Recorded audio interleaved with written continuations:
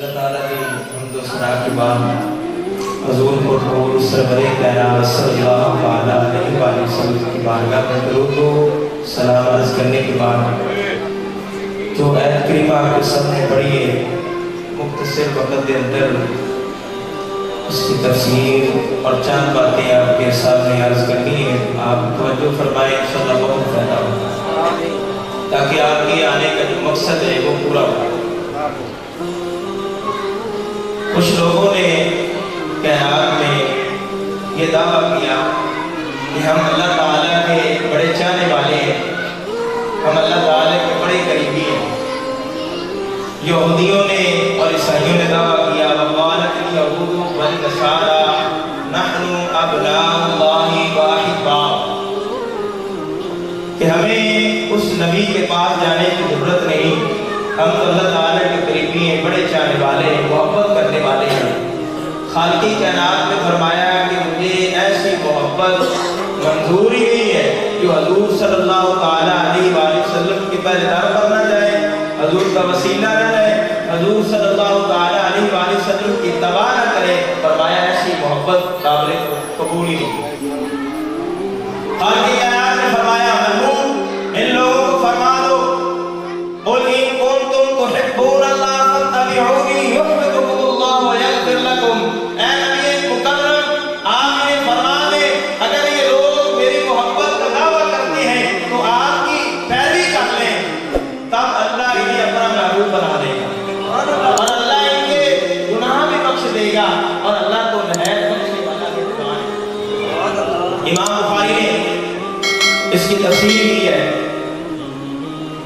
امام مسلم, امام بخاری, شیخ الامام امام احمد اور امام ابن ماجہ نے فرماتے ہیں کہ اس حدیث کو جو بیان کرنے والے حضرت ابو ہریرہ ہیں, حضرت ابو ہریرہ فرماتے ہیں رسول اللہ صلی اللہ تعالیٰ علیہ وآلہ وسلم نے ارشاد فرمایا قال وهو الذي نفسی بیدی قال احدکم حتی اکون احب الیہ من والدہ وولدہ.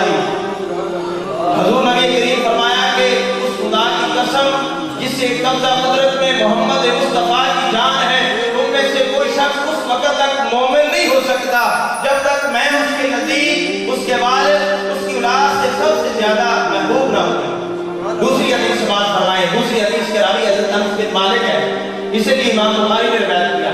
امام بخاری فرماتے ہیں کہ نبی کریم صلی اللہ تعالیٰ علیہ وسلم فرمایا قال النبی صلی اللہ تعالیٰ علیہ وآلہ وسلم قال احدکم حتی اکون احب الیہ من والدہ وولدہ والناس اجمعین.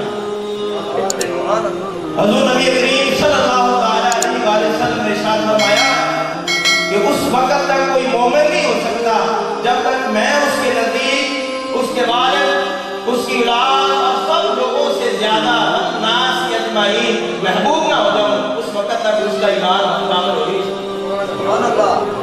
وہ اپنی محبت کے دعوے میں جھوٹا ہے.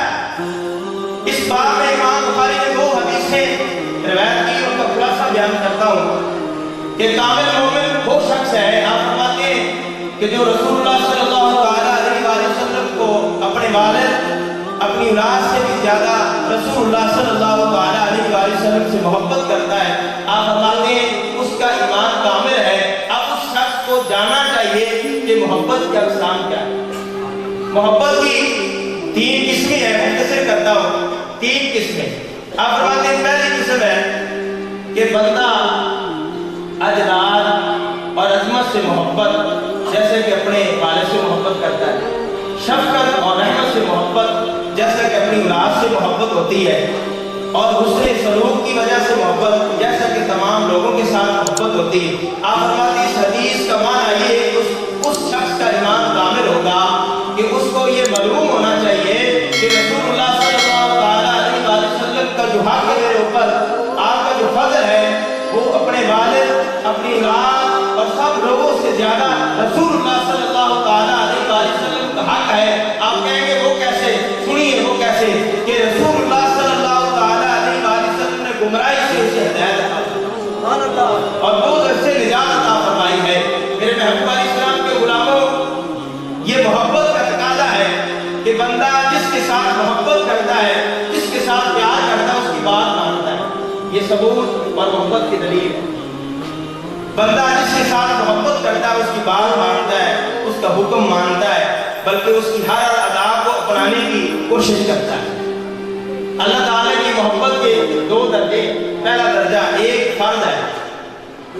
اللہ تعالیٰ کی محبت یہ تقاضا کرتی ہے، ہم دعویٰ کرتے ہیں کہ اللہ تعالیٰ سے محبت کرتے ہیں۔ اللہ تعالیٰ کی محبت یہ تقاضا کرتی ہے کہ جن فرائض کا فرض کا اللہ تعالیٰ نے حکم دیا اس پر عمل کیا جائے، جن حرام کاموں سے اللہ تعالیٰ نے منع فرمایا اس سے رکا جائے۔ تو اللہ تعالیٰ کی محبت میں کم از کم اتنا درجہ اس شخص کو حاصل ہونا چاہیے۔ اگر